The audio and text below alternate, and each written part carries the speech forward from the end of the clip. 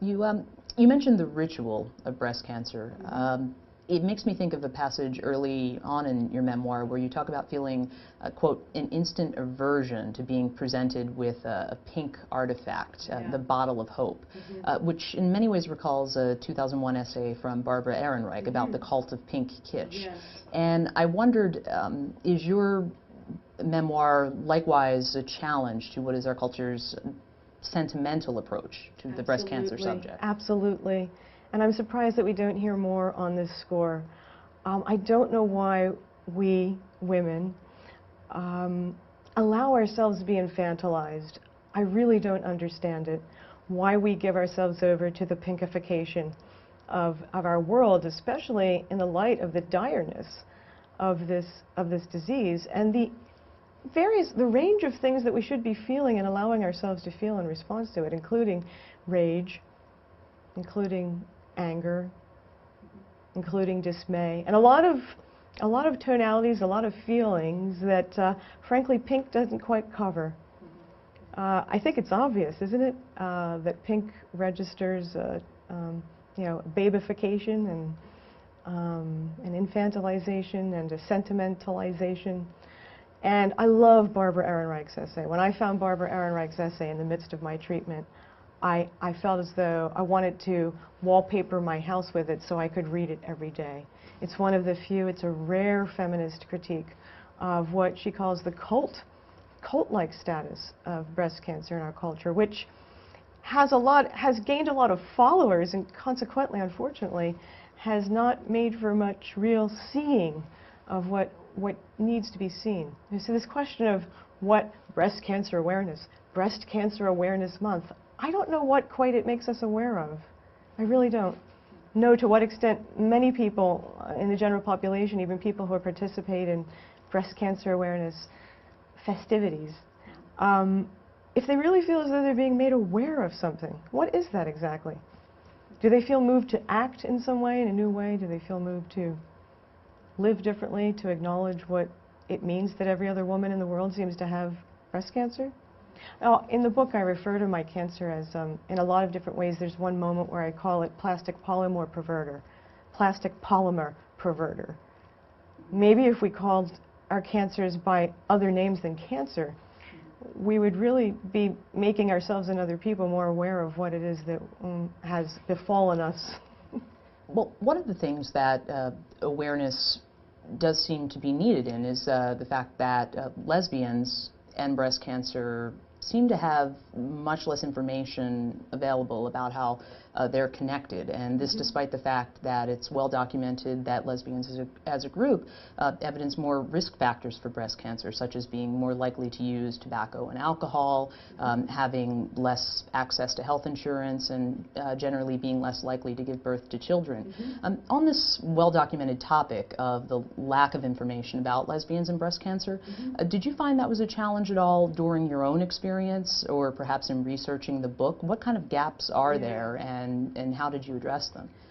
I wasn't so much aware of those gaps in my experience of the treatment, because once one enters into the treatment regime, you become a person with cancer, and there's a way in which it equalizes everyone, and certain differences do fall away. At the same time, I was very much reminded you know, of the fact that I was a lesbian when there was never a place to check off that I had a domestic partner on a form, or when I'm being readied for surgery and asked if I'm married or single, and I'm neither.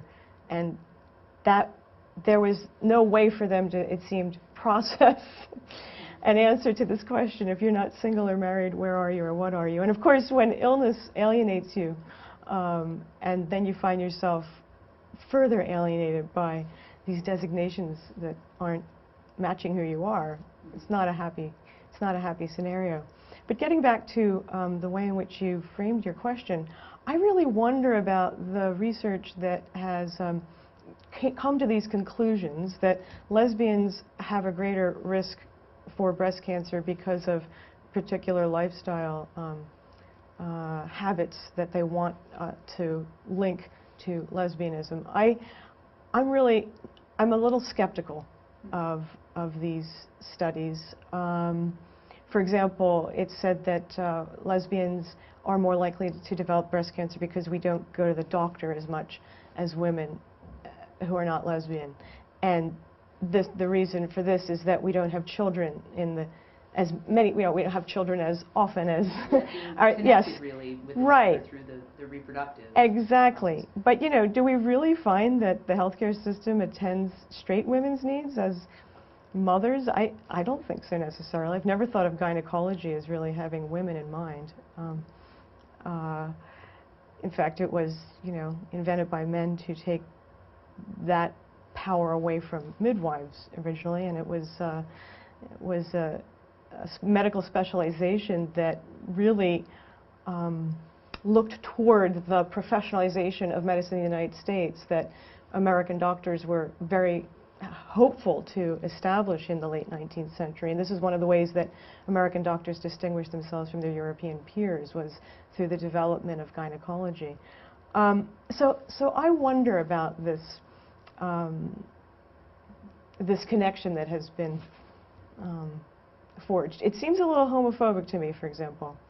I think there are things that we do that we could say are part of our lives that would make us more likely, less at risk and more likely to discover our cancer, for example. Maybe, do we want to go in that direction and suggest that we are more aware of our bodies, that, I don't know, I mean, there are a lot of things that we could argue for in terms of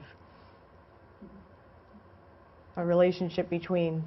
Finally, what is it that you hope readers will take away from your memoir, Called Back? Well, one of the major things is an alternative set of tones to what they would get and what so many of us get in cancer magazines and cancer websites and even cancer blogs and cancer treatment help guides and all these things that we're really inundated with when we enter into that ritualized space. It's like a music that is Muzak. It's often moralizing and prescriptive. The tone of it is scarily parental to me. I experienced it in that way, and strangely alienating.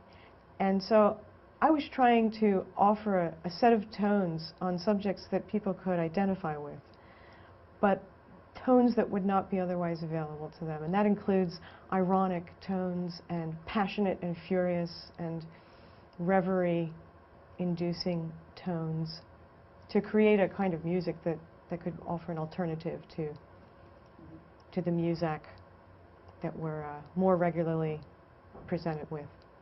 That's a major thing. And I want my book to reach people, obviously people who are experiencing breast cancer and its treatments and their families and physicians and caretakers and activists, but also a readership that's keen to enter into literary nonfiction and its unexpected contours and the pleasure of the page and of keeping company with a voice that maybe is an uncommon voice.